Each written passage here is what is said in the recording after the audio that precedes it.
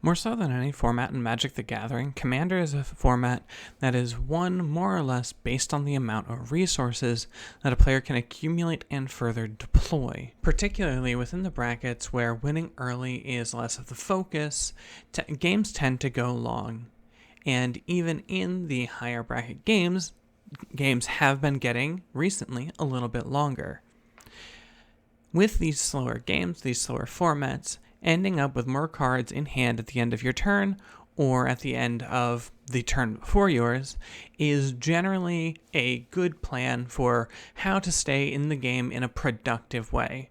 Drawing cards is good in Commander. Frequently, we'll see in the earliest points in the game, players will be setting up engines to help them ramp or get ahead on mana and draw cards based on actions taken throughout the game.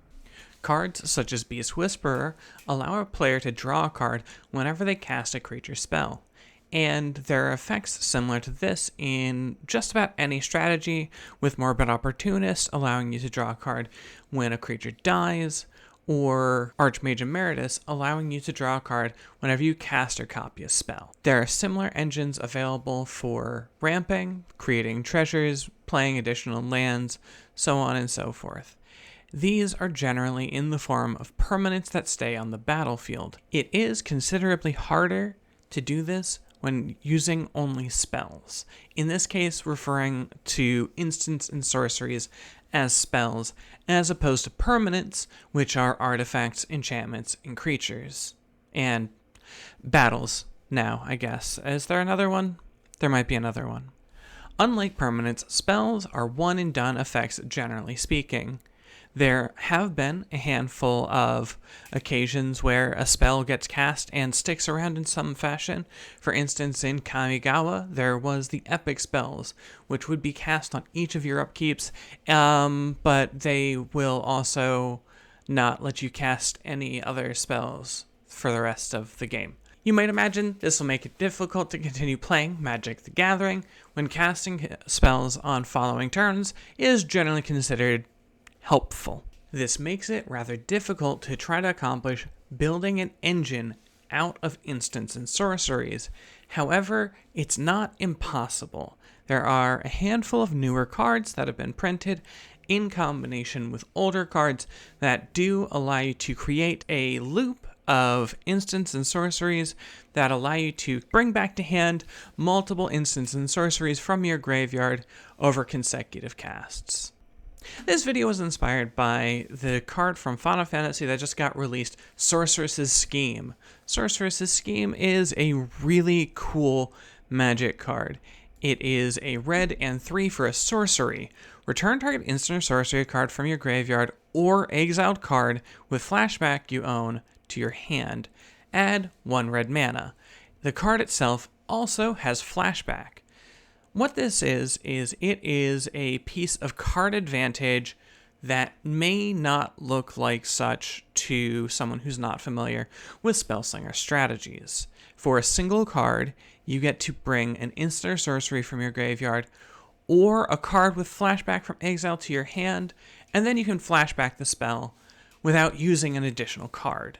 It does cost additional mana, however, that's not we're not talking about mana advantage here. We are talking about card advantage. And this is one card that gets you back 2 cards. Sorceress's Scheme is one of only like 3 cards in the game that I am aware of that bring another card back from exile to your hand. There is, of course, Rift Sweeper, and Pull from Eternity, I believe it's called, that allow you to pull cards from exile back into your grave.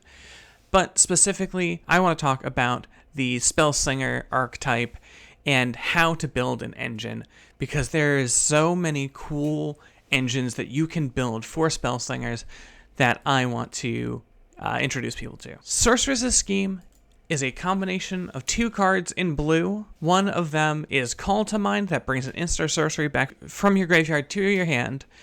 And the other one is Runic Repetition. This is a sorcery from Innistrad that allows you to return an exiled card with flashback you own to your hand. These create a somewhat useful loop that you can cast Sorceress's Scheme to get an instant sorcery back from your graveyard, cast it again from your graveyard to get another instant sorcery back, cast Runic Repetition, get back Sorceress's Scheme, and then cast Sorceress's Scheme to get back your Runic Repetition, use Sorceress's Scheme, get back another spell, cast Runic Repetition, get back Sorceress's Scheme.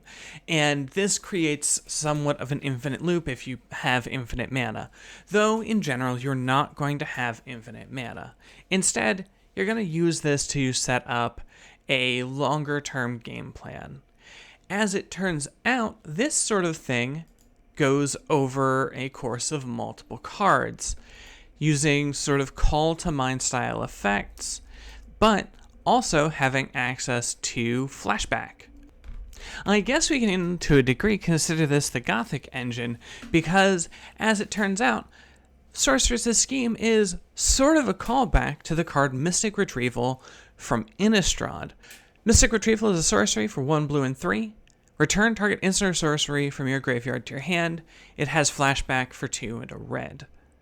So, this is a worse version of Sorceress's Scheme, but still, for our purposes, is a third card to help create this sort of loop. You use Mystic Retrieval to get back your Sorceress's Scheme, flashback Mystic Retrieval to get another spell, cast Sorceress's Scheme or Runic Repetition, get back your Mystic Retrieval, and you can do it all again. As well, in Innistrad, in green, we had Dryad's Revival, a sorcery for 1 green and 2, return target card from your graveyard to your hand. Flashback for a green and 4. This is from Innistrad Midnight Hunt. It seems like Innistrad loves rebuying its spells in a somewhat slow, clunky, expensive way, but we love that. This is, again, you can do the same loop with Sorceress's Scheme or Runic Repetition. The final card in this sort of setup is Inspiration from Beyond, and this is probably my favorite of all of them. Well, okay, no, Sorceress's Scheme is my favorite because it does the exile thing as well. Inspiration from Beyond is 2 and a blue for a sorcery that says mill 3 cards, then return an instant or sorcery from your graveyard to your hand, flashback for 2 blue and 5. This is the most unique version of this effect, as when you cast Sorceress's Scheme, Runic Repetition, Mystic Retrieval, and Dryad's Revival, you have to name your target when you cast the spell. So, if you want to get back your Sorceress's Scheme using Dryad's Revival, you have to, when you cast the spell, put it on the stack, naming Sorceress's Scheme. This gives your opponent an opportunity to Ghost Vacuum up your Sorceress's Scheme or similar effects. The unique feature of Inspiration from Beyond is that it never targets a card, which means you do not select what card you want to get back until the effect is resolving.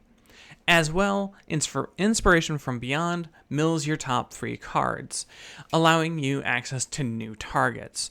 Inspiration from Beyond is sort of a draw spell. For 3 mana, you're drawing 1.5 cards, kind of, as you're seeing 3 cards and getting 1 into hand, and it can flash itself back, again, that amazing form of card advantage we were talking about before with Sorceress's Scheme. These 6 cards we talked about, Inspiration from Beyond, Dryad's Revival, Mystic Retrieval, Runic Repetition, Sorceress's Scheme, and I guess the briefly mentioned Call to Mind, all sort of allow for a game plan in Commander where you mill yourself a bunch, you put cards from your library into your graveyard or from your hand into your graveyard, and you just keep buying them back and buying them back using this loop, using this, what I've been referring to as magic circle, to keep getting those spells back. Sure, this is a very expensive, janky plan, but Commander can be a slower format, particularly at Exhibition bracket or the Precon bracket that WotC has endorsed. And I would even argue that this can enable a control strategy in Commander where you buy back things such as Cryptic Command or Mystic Confluence, as they allow you to continue drawing through your deck, and you're using your Mystic Retrievals and so on to try to buy back your interaction pieces. If you're someone like me who likes playing slower, more control-y decks or grindier decks or whatever, card advantage is a massive part of what is going to make your deck function, be able to keep up in a format that people are saying is speeding up significantly, although that doesn't necessarily have to be true. Other people talk about the brackets numerically. I don't really want to do that. At Exhibition and the Pre-Con bracket, as well as within the, what do they call it? Optimized and not CEDH, whatever the one below CEDH is. But even at these brackets, it can be useful to be able to rebuy your spells a whole bunch in order to keep a control engine going. And that is what I'm presenting here, is an actual engine constructed out of impermanent pieces. Generally speaking, when you're trying to construct an engine in Commander, you are trying to think of your permanents, your Beast Whisperers, your Arcane Bombardments, things like that. But it is entirely possible to build engines out of impermanent parts, which is something I particularly love.